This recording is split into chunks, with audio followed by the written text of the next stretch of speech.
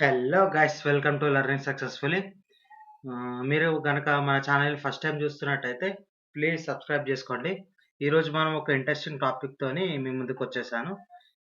ఇప్పుడు టాపిక్ ఏంటంటే స్టూడెంట్స్ యొక్క గ్రేడ్ని ఎలా చెక్ చేసుకోవాలి మనం. సో ఈ కండిషన్స్ వైజ్గా మనం జాబ్ ప్రోగ్రామ్ అనేది ఇప్పుడు రాయాలి. ఇప్పుడు కండిషన్స్ ఏముంది, 76 మార్క్స్ కన్నా ఎక్కువ ఎబో ఉంటే ఏ గ్రేడ్, 66 నుంచి 76 బిట్వీన్ ఉంటే బి గ్రేడ్, నెక్స్ట్ 56 నుంచి 65 బిట్వీన్ ఉంటే సి గ్రేడ్, లెస్ దెన్ 35 ఉంటే ఫెయిల్. సో ఈ కండిషన్స్ మనము జావా కోడ్లో ఎలా రాద్దామో చూద్దాం. సో మనం ఇదంతా దేనికి చేయాలంటే ఒక పర్టికులర్ మార్క్స్ తీసుకొని మనము ఆన్సర్ని ఫైండ్ అవుట్ చేయాలి. ఫస్ట్ మనము ఒక వేరియబుల్ తీసుకుందాం, మార్క్స్ అని. ఇంటూ మార్క్స్ ఈక్వల్ టు మనం నార్మల్గా ఎంత రాసుకుందాం, 95. ప్రాపర్ స్ట్రేట్ కాబట్టి 95 రాసుకున్నాం కదా.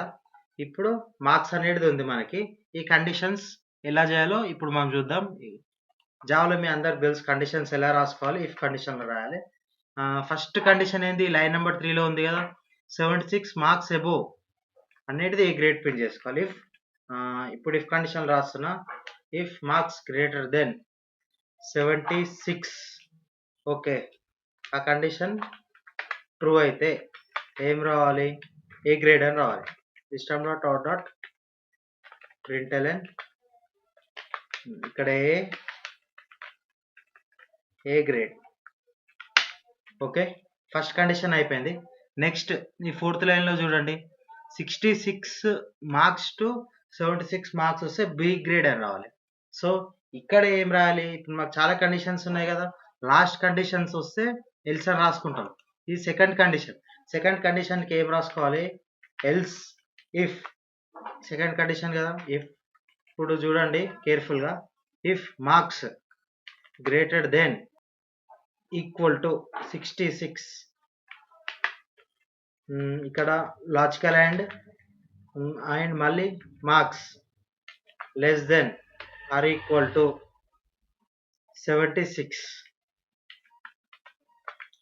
ఇప్పుడు ఏమొస్తుంది, 66 నుంచి 76 ఏవైతే మార్క్స్ వస్తాయో అవి మనకి బి గ్రేడ్ అని మనం ప్రింట్ చేయాలి. ఓకే, ఇక్కడ బి అని తీసుకున్నాం. నెక్స్ట్ ఇక్కడ సెమీకాలన్ మర్చిపోయినా, సెమీకాలన్ పెడుతున్నాం. ఓకే, నెక్స్ట్ థర్డ్ కండిషన్ ఏంది, 56 టు 65, థర్డ్ కండిషన్ అది. ఇప్పుడు మళ్ళీ చూడండి, ఎల్స్ ఇఫ్ ఇక్కడ marks greater than or equal to 56, ఇక్కడ లాజికల్ అండ్ అంటే బోత్ కండిషన్స్ ట్రూ ఉంటేనే ఇది ట్రూ అవుతుంది. Marks less than or equal to ఇక్కడ ఏంటి 56, 65. సో ఇక్కడ ఏం ప్రింట్ చేయాలి, సి గ్రేడ్. ఓకే, ఇక్కడ సి గ్రేడ్ అని ప్రింట్ చేద్దాం. సో అలాగే మనము టోటల్ ఈ 6 వాటికి చేయాలి.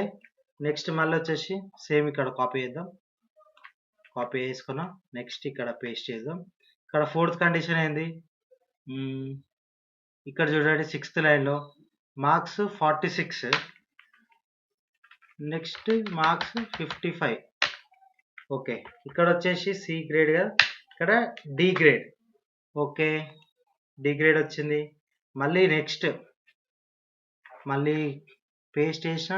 నెక్స్ట్ మార్క్స్ 35 నుంచి కదా, ఇక్కడ దీన్ని చేంజ్ చేసుకోండి, మార్క్స్ 35 నుంచి మార్క్స్ 45 వరకు. ఓకే, ఇక్కడ సి గ్రేడ్ అని ఉంది కదా, ఇక్కడ కూడా చేంజ్ చేయండి, ఈ గ్రేడ్. సో ఇప్పుడు మనకు టోటల్ కండిషన్స్ ఇక్కడ నుంచి 7th లైన్ వరకు అయిపోయినాయి. ఇప్పుడు 8th లైన్ ఎలా రాసుకోవాలి, లాస్ట్ కండిషన్ కదా మనకి. ఇఫ్ తర్వాత ఏముంటుంది, ఎల్స్ అని ఉంటుంది కదా. సో ఎల్స్ దాంట్లో మనకి ఏ మాత్రం కండిషన్ పెట్టకుండా లాస్ట్కి మనం ప్రింట్ చేసుకోవాలి. సో ఇక్కడ ప్రింట్ చేద్దాం. ఇక్కడ అది కాకుండా వేరేది ఏ నెంబర్ వచ్చినా కూడా ఫెయిల్. సో మనం ఈ కోడ్ని ఇప్పుడు రన్ చేద్దాం. Okay, run. ఓకే, మార్క్స్ అనేది మనం 95 తీసుకున్నాం కదా, సో మనకి ఏ గ్రేడ్ అని వచ్చింది. నెక్స్ట్ ఇక్కడ మార్క్స్ 55 అని తీసుకుంటున్నా, రన్ చేస్తున్నా. So D grade. సో ఇక్కడ ఉంది చూడండి. ఇప్పుడు మార్క్స్ 46, 55.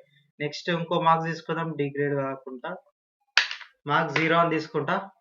0 వస్తే ఎంత? లాస్ట్‌కి ఫెయిల్. నెక్స్ట్ ఇంకోటి తీసుకుంటా మార్క్స్ వచ్చేసి ఇప్పుడు ఈ గ్రేడ్‌లో మార్క్స్ తీసుకుంటా 40. మళ్ళీ ఇది రన్ చేస్తా. సో ఈ గ్రేడ్. సో వచ్చింది కదా. మీకు ఈ కోడ్ అర్థమైందని అనుకుంటున్నాను. సో ప్లీజ్ మన ఛానల్‌కి సబ్స్క్రైబ్ చేయండి, షేర్ చేయండి, మీ ఫ్రెండ్స్ కూడా షేర్ చేయండి. Okay guys, thank you.